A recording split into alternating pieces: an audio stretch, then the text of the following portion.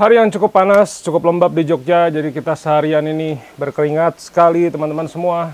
Cuman saya sempatkan lagi untuk sharing kepada teman-teman semua tentang dunia Shutterstock. Apa itu threshold, kemudian payout, dan bagaimana prosesi, bagaimana prosedur payout itu terjadi. Karena itu saya akan sharing tentang hal itu. Teman-teman yang baru pertama kali ketemu channel YouTube saya, subscribe, nyalain loncengnya, dan saya akan share tentang dunia fotografi setiap hari jam 5 pagi kepada teman-teman semua. Stay tune.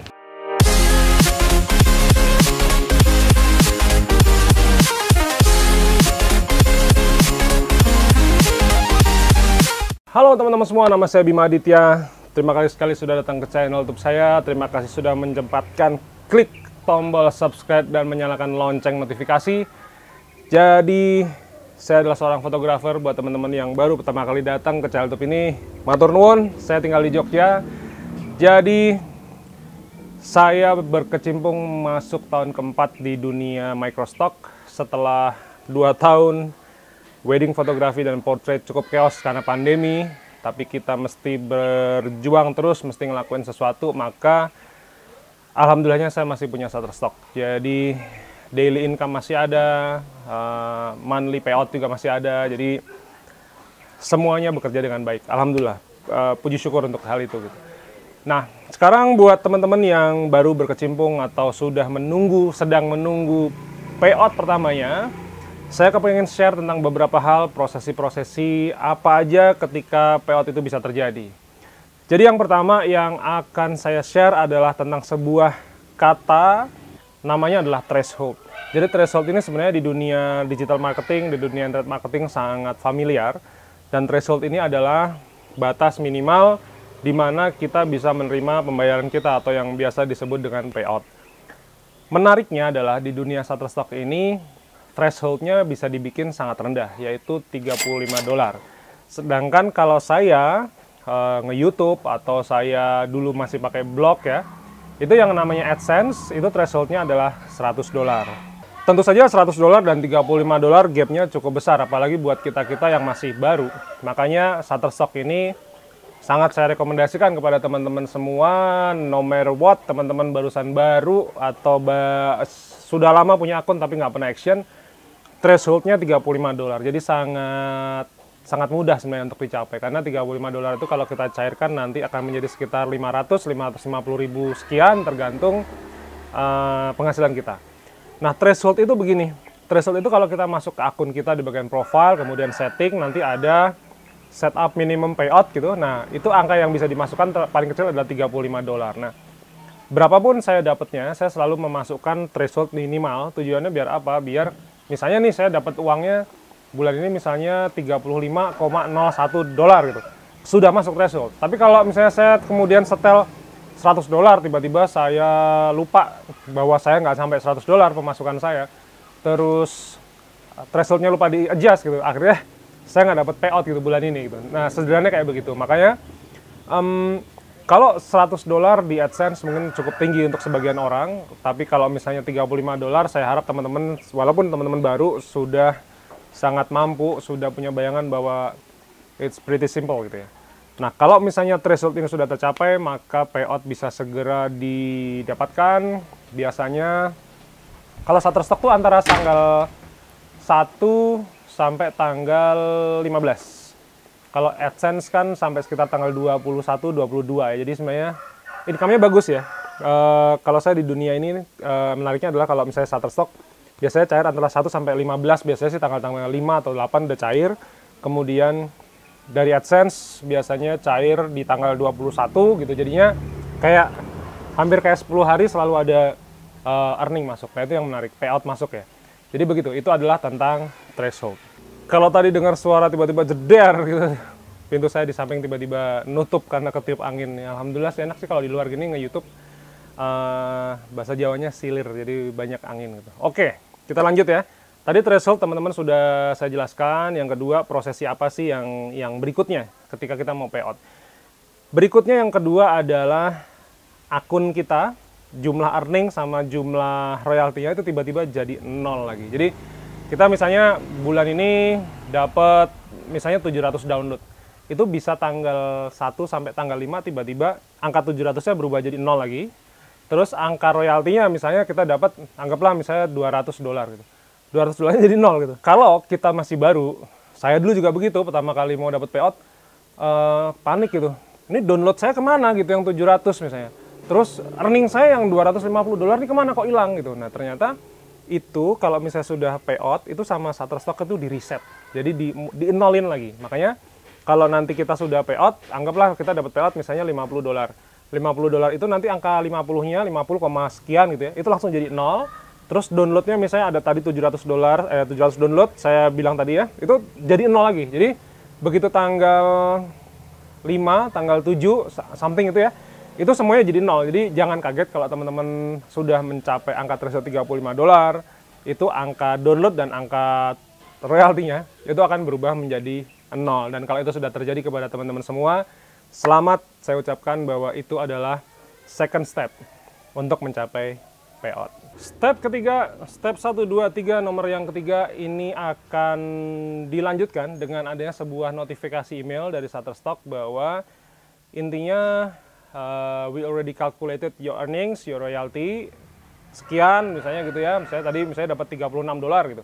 Itu nanti di email bahwa halo, great news, biasanya dia bilang gitu, good news atau good day dia bilang gitu. Your earning already calculated, jadi sudah dihitung semuanya. Biasanya kepotong macam-macam, cuman nggak banyak sih. Misalnya gini, saya dapat earning pernah tuh 40-an dolar, 40,02 kalau nggak salah. Itu saya dapatnya kayak 39,75, 39,90. Jadi kayak kepotong, saya nggak ngerti, mungkin ada sistem atau biaya transfer, saya nggak ngerti ya. Cuman artinya sangat sedikit. Kemudian nanti biasanya di tanggal itu, tanggal 5 sampai 7 itu kan di-nolin lagi, tadi saya sudah bilang. Biasanya 1 hari setelahnya itu nanti dapat email bahwa selamat, kamu sudah mendapatkan royaltinya, terhitung total royaltinya adalah sekian. Nah seperti yang teman-teman lihat di samping ini adalah laporan kayak monthly, setiap saya mau payout itu ada laporannya seperti ini. Dari situ harusnya kita sudah lebih tenang, sudah lebih ayem, sudah lebih lega bahwa sistem royalti kita tuh sudah diproses sama Shutterstock sehingga sedang masuk proses menjelang payout, karena nanti habis ini akan dilanjutkan ke proses berikutnya. Step keempat ya. Step keempat, nanti kalau sudah di email tentang jumlah royaltinya berapa, maka ini adalah saat yang ditunggu-tunggu di mana Shutterstock bilang bahwa hai, we already send your earnings, your royalty into your PayPal account. Nah ini adalah proses di mana royalti kita dari Shutterstock itu masuk ke rekening kita di PayPal. Setahu saya ada 3, PayPal, Skrill, sama Payoneer. Payoneer sama Skrill saya nggak bisa cerita karena saya nggak pernah pakai itu dan saya sudah 12 tahun pakai PayPal karena nyaman sekali. Makanya kalau teman-teman belum punya PayPal, segeralah bikin PayPal. Nah kalau sudah di email itu biasanya kayak hitungan menit itu uangnya sudah masuk ke PayPal ya, akhirnya kita mau dapat payout. Setelah uangnya masuk ke akun PayPal kita, biasanya nanti PayPal tuh minimal penarikan tuh $10. Nah bagusnya kalau Shutterstock kan $35 ya, jelas sudah bisa ditarik. Nah banyak yang bilang bahwa kurs PayPal itu jelek, tapi makanya teman-teman juga dapat earningnya juga jangan cuma sedikit, karena kadang-kadang gini, $1 misalnya di bank itu bisa sampai 14.300, tapi PayPal misalnya 13.900. Nah kalau teman-teman masih mikirin itu 400 peraknya kemana, itu sangat menghabiskan waktu dan menghabiskan tenaga teman-teman semua. Makanya kalau dapat earning, pastikan yang banyak. Jadi biar kepotong-kepotong dikit atau perbedaan kurs itu nggak pengaruh. Nah kalau dulu saya di wedding ketika pertama kali dapat duit misalnya $100, itu kalau kepotong misalnya 5% itu kan kerasa banget gitu. Makanya dengan begitu kalau kepotong duitnya jangan, pembayarannya jangan cuma $100 tapi misalnya $1.000, $2.000. Jadi dipotong berapapun kita tuh di Indonesia tetap dapatnya sangat besar. Nah begitu juga di PayPal nih, kalau nanti sudah masuk, teman-teman tinggal masuk ke akun PayPal teman-teman, terus ada duit berapa, nanti di bawahnya tulisan biru biasanya withdraw. Nah itu withdraw langsung dimasukin ke bank. Saya pribadi menggunakan BCA, istri saya pakai Mandiri, dia ngurusin PayPal saya untuk Airbnb. Kemudian Bagusnya yang saya tahu adalah bank-bank syariah, itu bank muamalat juga sudah, kemudian kayaknya Bank Syariah Indonesia, BSI kayaknya juga sudah bisa. Jadi setahu saya sih hampir kayak 20-30-an bank di Indonesia semua bisa dijadikan tempat untuk mencairkan uang PayPal kita. Jadi nggak usah khawatir, tenang aja. Jadi dunia perbankan juga udah makin bagus, teman-teman nggak usah khawatir. Dan begitu sudah klik withdraw, saya menyarankan ya, ini karena kita hidup di Indonesia, silahkan hindari tanggal-tanggal kritis. Jadi tanggal-tanggal kritis itu adalah dari Jumat ke Sabtu, itu biasanya nanti nggak cair, cairnya Senin. Kemudian Natal, Lebaran, Tahun Baru, intinya libur-libur yang sekiranya hari-hari besar, mungkin ada Waisak, ada Galungan, segala macam, itu biasanya berkaitan dengan kecepatan duit kita dari PayPal masuk ke rekening bank kita di Indonesia. Nah, saya pernah tuh waktu itu dapat fee motret wedding waktu itu ya sekitar $2.000. Nah, jeleknya saya nyairin adalah hari malam takbiran. Jadi memang keadaannya pada waktu itu kondisi keuangan jelas nggak bagus ya. Jadi mau cairin tinggal $1.000 tapi $1.000 kan pada waktu itu hampir 14 juta. Jadi rekening saya waktu itu tinggal berapa, 400 ribu kalau nggak salah. Jadi 14-15 juta tuh sangat berarti teman-teman. Makanya ketika saya cairin, harapannya adalah saya besok bisa lebaran, bisa kasih sepupu, bisa kasih saudara, ponakan, segala macam. Nggak cair duitnya. Itu saya sampai stres, saya sampai datang ke BCA, saya tanya di mana uang saya gitu. Mereka juga nggak tahu gitu, karena problemnya adalah dunia perbankan di Indonesia kalau udah masuk akhir tahun atau tanggal-tanggal kritis itu kan mereka libur. Nah, kalau libur, duitnya kayak ngawang-ngawang gitu. Tapi faktanya adalah duit saya pada waktu itu baru masuk H+9. Jadi aduh, udah panik ya, jujur udah panik karena ya 14 juta guys waktu itu. Jadi dari total $2.000 yang 1.000 udah mereka udah bayar DP gitu ya. Ini tinggal 1.000 lagi pelunasan. Aduh, saya gimana mau beli tiket juga nggak ada duit pada waktu itu. Makanya saya saranin teman-teman kalau cairin PayPal itu cuman hari Minggu bisa. Hari Minggu tuh nanti biasanya cairnya hari Senin. Paling lambat sih biasanya 2 hari udah cair, jadi 48 jam. Cuman favorit saya tuh kalau saya cairin hanya hari Senin sampai Kamis. Karena Senin cair Selasa, Selasa cair Rebo, kalau Kamis ya masih cair Jumat. Cuman kalau kita udah withdraw aja di hari Jumat tuh biasanya cairnya hari Senin. Nah itu yang kadang-kadang aduh apes lah, udah setelah butuh duit gitu misalnya, ternyata duitnya nggak cair. Nah teman-teman silahkan concern dengan hal itu juga. 10 tahun lalu mungkin saya bisa bilang dibego-begoin juga ya. Ya sampai sekarang juga sama sih sebenarnya. Jadi banyak orang berpikir bahwa yang namanya passive income dari dunia fotografi itu nggak ada, nggak make sense gitu. Cuman kalau kita tuh sudah terjun, ngelakuin langsung dari mulai ngumpulin 10 sen, terus dari sebulan misalnya $1 naik $3, terus naik sampai akhirnya setiap bulan kita bisa payout. Nah, kita nih yang udah ngelakuin tahu benar bahwa yang namanya passive income dari dunia fotografi itu ada, benar adanya. Jadi saya secara pribadi di studio itu artinya kantor saya ya, karena saya nggak buka studio foto gitu, nggak, karena kliennya tidak seperti itulah. Nah itu akhirnya saya punya diversifikasi di dunia wedding, di dunia fotografi saya. Jadi ada yang motret wedding, ada yang motret pre-wedding, ada yang motret portrait.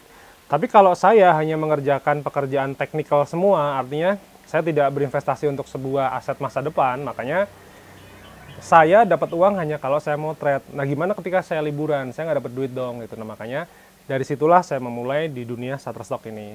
Nah mindset pemikiran seperti ini saya tulis di ebook saya yang pertama, namanya Jualan Foto dengan Shutterstock. Di mana buku itu, ebooks ya, itu akan ngasih tahu teman-teman tentang kenapa sih kita mesti mulai investasi ke dalam dunia foto. Artinya ini masih dunia fotografi ya, kita jualan file foto recehan. Kemudian kenapa kita mesti jualan footage? Habis itu asiknya apa sih? Dapat duit begitu kita bangun malam, misalnya lagi mau buang air kecil pas lagi malam jam 3 pagi atau pas habis mau subuhan, ternyata kita begitu klik handphone di refresh, royaltinya masuk celing-celingnya. Itu sangat menyenangkan. Angkanya memang sangat kecil untuk di awal. Cuman kalau kita konsisten, ini intinya uang royalti saya ini, kalau misalnya dulu sebelum pandemi, saya masih bisa bawa anak istri saya liburan. Biasanya kita kayak 1 kali ke luar negeri, kemudian 2 kali di Indonesia, digabungin dengan beberapa penghasilan fotografi saya itu kita bisa melakukan hal-hal tersier seperti itu. Jadinya ini murni bisnis. Jadi kalau teman-teman suka motret, nggak usah profesional job kayak saya gitu. Teman-teman hobi motret, hobi hunting, makan dikit-dikit foto, udah itu daripada disimpan di handphone, harddisknya penuh, dijual aja. Itu akan lebih bermanfaat buat kita semua, teman-teman, keluarga, dan lain sebagainya. Nah, kalau di ebook saya yang kedua, judulnya Shutterstock, covernya warna hitam di samping ini, saya akan lebih bahas tentang masalah teknikal. Kenapa begitu? Karena satu, mindsetnya harus benar dulu. Kalau mindset udah benar, nanti kita masuk teknisnya gampang. Cara nulis deskripsinya gimana, cara motretnya gimana, komposisinya, lightingnya, semua saya bahas di ebook yang kedua. Jadi kalau teman-teman berkenan, support saya melalui ebook itu, teman-teman bisa ngakses, bisa download, bisa beli lewat link description di bawah. Nanti tinggal pilih, mau lewat website saya juga bisa, ada voucher code, ada diskonnya. Kemudian kalau mau lewat Google Play Store juga bisa, Google biasanya juga kasih diskon sangat besar. Jadi dari situ, kalau teman-teman nggak punya kredit card, teman-teman email saya di bawah, nanti akan dibantu sama tim studio saya untuk transfer antar bank. Sekali lagi terima kasih, saya mengucapkan terima kasih teman-teman nonton sampai habis. Teman-teman klik subscribe, nyalain loncengnya, itu membuat saya semangat karena setiap hari, oh subscribernya tambah. Artinya ada teman-teman lain yang kepingin informasi tentang dunia fotografi. Jadi saya juga makin semangat untuk bikin karya di YouTube. Mudah-mudahan begitu, teman-teman, earningnya bagus, royaltinya bagus, dan bisa payout setiap bulan. Silahkan nikmati uangnya, silahkan investasiin lagi, bahagiain istri, anak, suami, keluarga, ibu, bapak, segala macam, silahkan dinikmati. So stay tune, klik subscribe, nyalain loncengnya, kita ketemu di video berikutnya.